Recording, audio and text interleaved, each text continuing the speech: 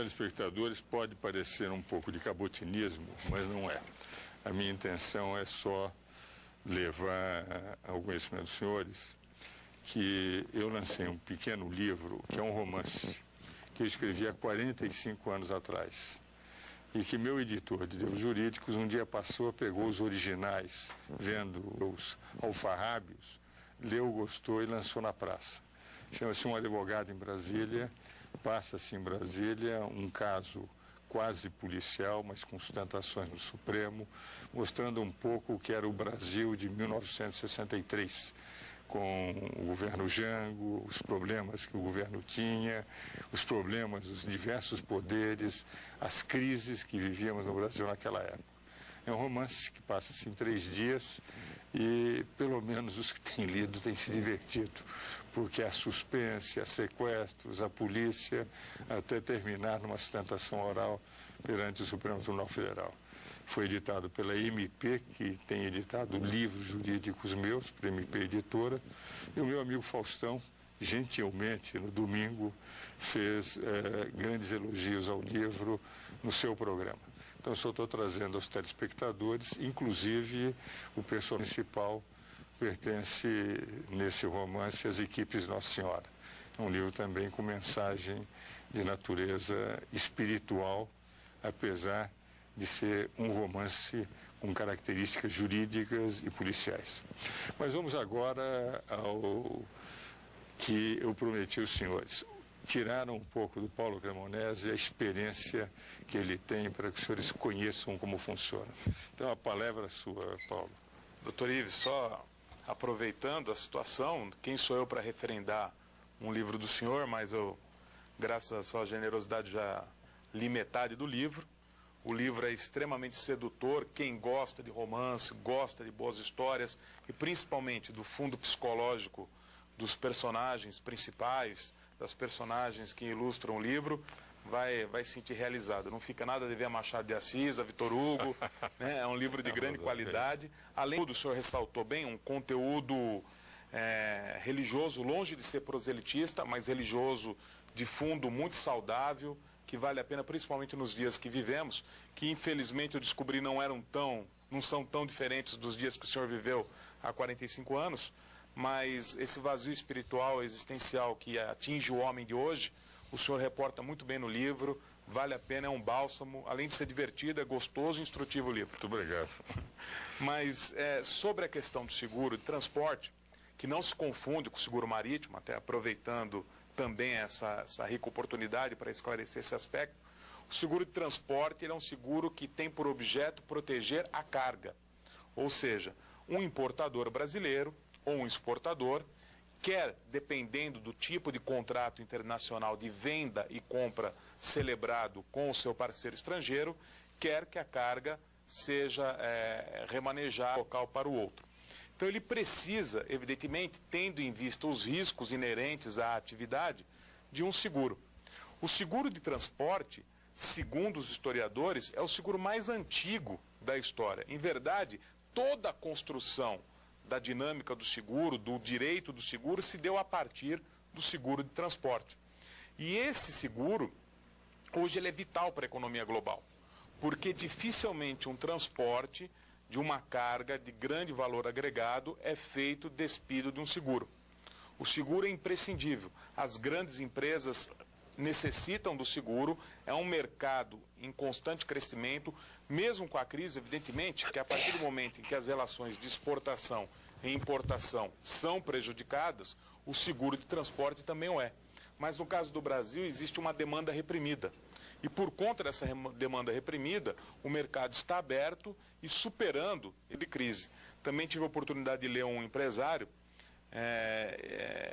numa revista especializada, e ele foi muito feliz na abordagem dele. Ele falou que em tempos de crise é melhor ouvir do que falar, né? É melhor ser prudente. E o mercado de seguro está se preparando, se preparou e enfrenta com altivez esse problema da crise, porque os seus mecanismos de defesa são muito sólidos, é um mercado robusto e que contribui sobremodo para o desenvolvimento do Brasil, até por conta do colapso do sistema de transportes que existe no país.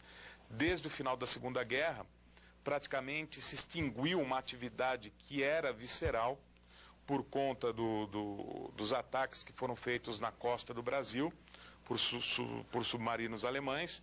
Então a navegação de cabotagem, que é a navegação costeira de pessoas e de coisas, foi substituída por uma falsa ideia de progresso, que é o transporte rodoviário de cargas. Por favor, que o amigo telespectador que trabalha por uma transportadora rodoviária ou que é empresário não me veja com maus olhos, mas é uma questão de consciência. Eu estou convicto que o Brasil, não é uma crítica ao atual governo, né, mas é uma crítica a todos os governos federais do Brasil, investiu erradamente. Porque, ao invés de dar primazia para o transporte ferroviário e para o transporte de cabotagem, e isso teria um impacto muito maior e melhor no segmento de seguro, optou pelo transporte rodoviário.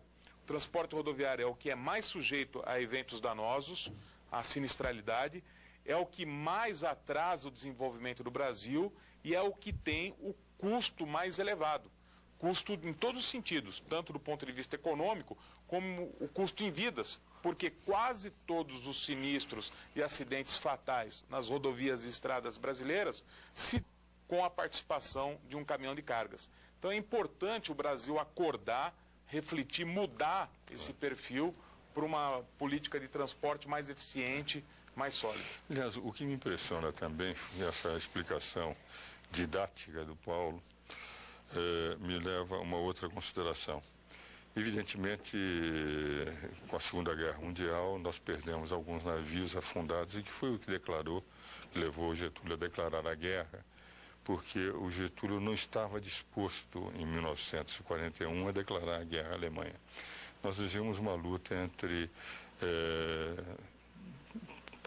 países ditatoriais, Alemanha, Itália, países que eram ditaduras que se transformaram em países neutros, Espanha e Portugal, e o Brasil, que era uma ditadura, também não queria se envolver na guerra. E não se envolveria se o Hitler não foi erro de afundar navios brasileiros. Cedia suas bases e aviões para os americanos para estar bem com todo mundo. Mas ele foi obrigado a entrar. E isto atrasou a cabotagem, e hoje nós temos como preferência o transporte rodoviário, nem o ferroviário, nem o fluvial, nem o marítimo são os principais. Mas qual é a observação de tudo isso? É que mesmo no rodoviário, o PAC do presidente Lula deveria investir, já que vamos continuar com o rodoviário, intensamente em preservar as nossas estradas.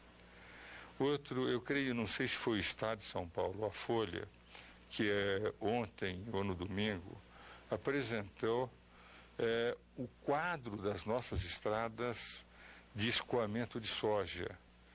Os caminhões andam pela lateral, eles não andam pelo leito principal, e não andam pelo leito principal, porque está tudo esburacado. Não se investe no PAC em estradas, existe o discurso e não a prática. Nós não temos investimento no sistema ferroviário, não temos investimento em cabotagem, a navegação fluvial é deficiente e a rodoviária, infelizmente, está muito maltratada. Vivemos um momento muito difícil. O PAC, a meu ver, é o programa mais empacado da história do Brasil. Nós estamos chegando ao fim do nosso programa. Mais alguma consideração em um minuto? Em um minuto, muito rápido, doutor Ives. Desse bloco ainda. Desse bloco, sobre a questão do PAC e do colapso do sistema de transportes. Eu posso afirmar com segurança, porque eu trabalho para seguradoras na área de ressarcimento de transportes, embora eu tenha uma especialidade profissional, acadêmica, se é que se pode dizer assim, voltada para o direito marítimo, hoje eu faço muito ressarcimento na área de transporte rodoviário, por conta desses problemas nas rodovias. São problemas gravíssimos e os acidentes se repetem com uma sucessão incrível. O telespectador talvez não tenha conhecimento disso, porque só aqueles com vítimas fatais que chamam a atenção da mídia. Mas o Brasil perde milhões de reais todos os meses por conta do péssimo estado da malha rodoviária brasileira. E é dinheiro que deveria ser aplicado no PAC. Mas também em janeiro, de um orçamento de 52 bilhões de reais, só 1,5 bilhões, vale dizer, praticamente apenas 2%, 2,5% foi aplicado em investimentos. O resto, mão de obra, despesa de custeio, o que representa que não está havendo o investimento necessário e apenas ao discurso do PAC.